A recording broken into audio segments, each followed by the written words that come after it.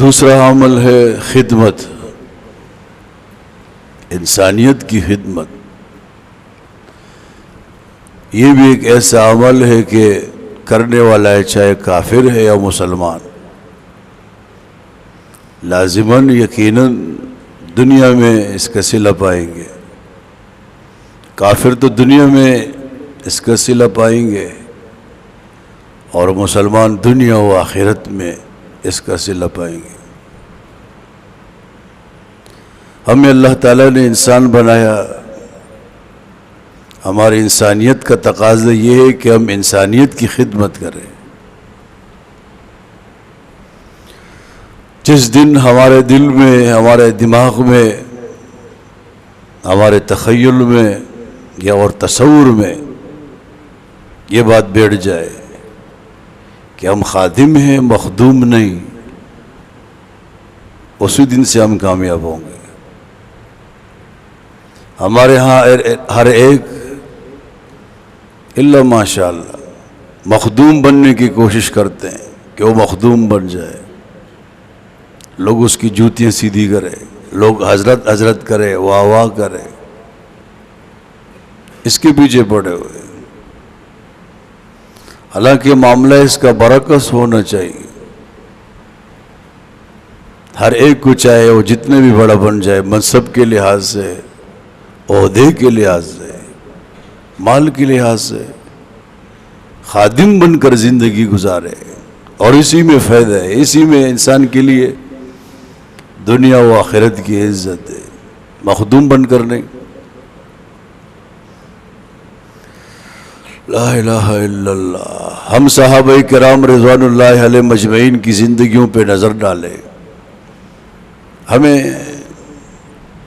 بڑے سے بڑے صحابی خادم نظر آتا ہے۔ عمر فاروق رضی اللہ تعالیٰ عنہ مدینے سے باہر گئے، مضافات میں ایک جھونپڑی پہ گزر ہوا، باہر سے دیکھا کہ ایک بڑھیا ہے اور صاف ستھرا ان کا گھر ہے۔ گھر کیا ہے؟ جھونپڑی ہے، ہر چیز سلیقے سے رکھی گئی ہے۔ تو حضرت نے ان سے پوچھا اس بڑھیا اماں سے کہ اماں خدمت کے لیے کون آتا ہے؟ اب تو بڑھیا ہے، صاحب فراش ہے، تو یہ جھونپڑے کی صفائی ہے اور سامان کو طریقے سے رکھنا ہے، یہ کام کون کرتا ہے؟ اس نے کہا کہ فجر سے پہلے ایک شخص آتا ہے، جھونپڑی کی صفائی بھی کر جاتا ہے اور سامان بھی طریقے سے رکھ لیتا ہے، چلا جاتا ہے، اندھیرے میں آتا ہے اور اندھیرے میں چلا جاتا ہے۔ اگلے دن عمر فاروق رضی اللہ عنہ صبح آئے، معلوم ہوا کہ وہ شخص آئے تھے، وہ چلے بھی گئے اپنا کام انجام دے کے۔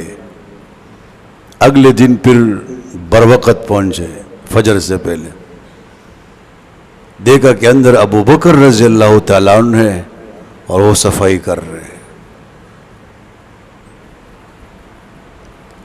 آپ کے علم میں ہوگی یہ بات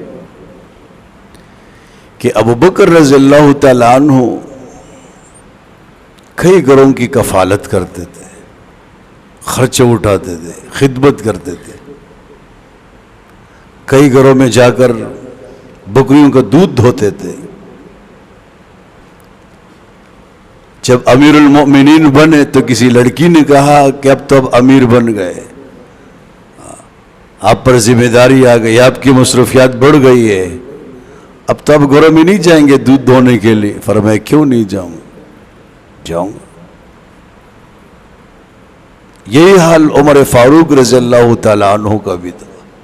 اس طرح تمام صحابہ کو اب لے لیں۔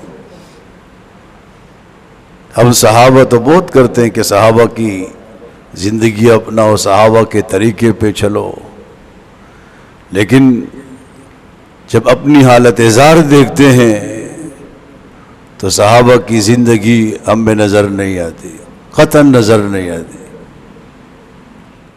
تو عطا اللہ شاہ بخار رحمہ اللہ جہاں خطیب تھے نا، وہاں خادم بھی تھے۔ ان کا جنازہ جب اٹھا تو بیوائیں کھڑی تھی، جنازہ ان کے سامنے جا رہا تھا، وہ رو رہی تھی بیوائیں کہ اب ہماری خدمت کون کرے گا، ہمارے لیے پانی کون لے کے آئے گا، ہمارے لیے راشن کا انتظام کون کرے گا، ہمارے علاج معالجے کا خرچہ کون برداشت کرے گا، رو رہی تھی۔ میں اکثر آپ طلباء سے ایک بات عرض کرتا ہوں اور دل کرتے روز کرو، انسان جب ایک بات بار بار کرتا ہے اذا تکرر تقرر، ذہن میں بیٹھ جاتی ہے۔ زندگی ایسی گزارو کہ تمہارے جانے کے بعد لوگ تمہیں یاد کر کے روئے۔